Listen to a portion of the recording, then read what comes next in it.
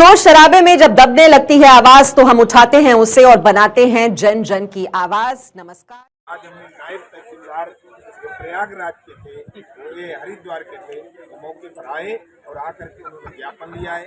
हमारा ज्ञापन राष्ट्रपति महोदय को संबोधित है।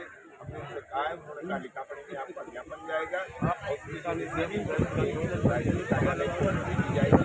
हमारे बीच में हमारे सुनील कुमार मौर्य जी, मंडल अध्यक्ष हमारे प्रयागराज है, जिला अध्यक्ष हमारे अन्य हमारे कौशाम्बी से जिलाध्यक्ष हैं और हमारे फैजाबाद इंडिया से बहुत सारे पदाधिकारी आए हुए हैं। सभी लोग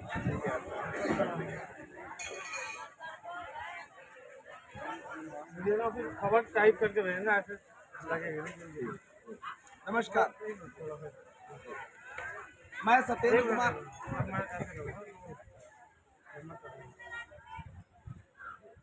सत्येंद्र कुमार मौर्य, राष्ट्रीय प्रवक्ता भारतीय किसान यूनियन श्रमिक जनशक्ति।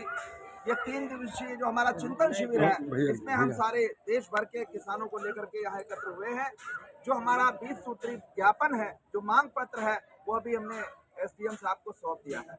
इस मांग पत्र के माध्यम से जो हमारी किसानों की समस्याएं हैं, मजदूरों की समस्याएं हैं, उनको हम रख रहे हैं। हम सबसे बड़ा मुद्दा जो है वो ये लेकर के चल रहे हैं, जो हमारी अर्थव्यवस्था है उसकी कमर बुरी तरह से टूटी हुई है।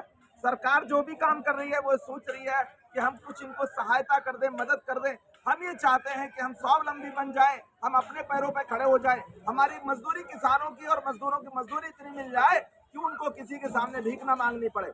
हम अपना घर नहीं बनवा पा रहे, अपने लिए शौचालय नहीं बनवा पा रहे, कम से कम हमारी आमदनी इतनी हो जानी चाहिए।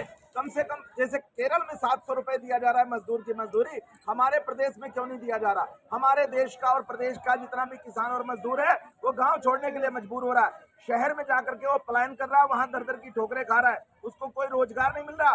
शिक्षा का स्तर जो है वो तो कहा गया कि साहब बीटेक आप ढूंढ लीजिए, गांव के अंदर सैकड़ों निकल जाएंगे। लेकिन जब वो अपनी जमीन बेचने के बाद बीटेक कर लेता है, बीसीए कर लेता है, एमसीए कर लेता है, एमबीए कर लेता है, डिग्रियां इकट्ठे कर लेता, माँ बाप कंगाल हो जाते, उसके बाद रोजगार नहीं मिलता, उसको नौकरी नहीं मिलती है, वो पूरी तरह बर्बाद हो चुका होता है। दूसरी तरफ आप देखेंगे कि भूमाफिया लोगों ने गांव में जाकर के कब्जा कर लिया है।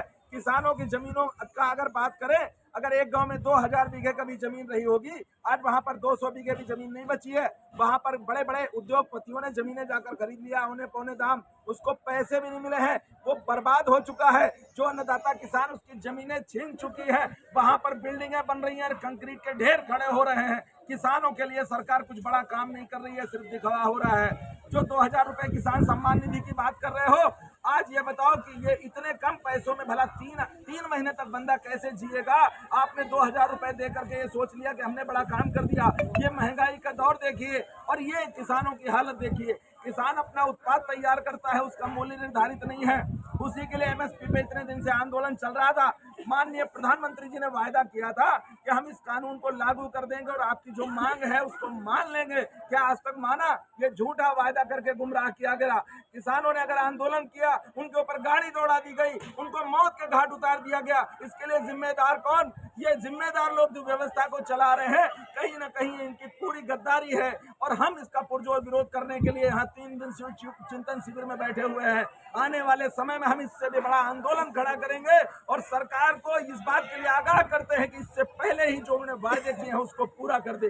जय जवान, जय किसान, जय जवान, जय किसान। भारतीय किसान यूनियन श्रमिक जनशक्ति जिंदाबाद, जिंदाबाद। भारतीय किसान यूनियन श्रमिक जनशक्ति जिंदाबाद, जिंदाबाद। अध्यक्ष कमलेश यादव जिंदाबाद।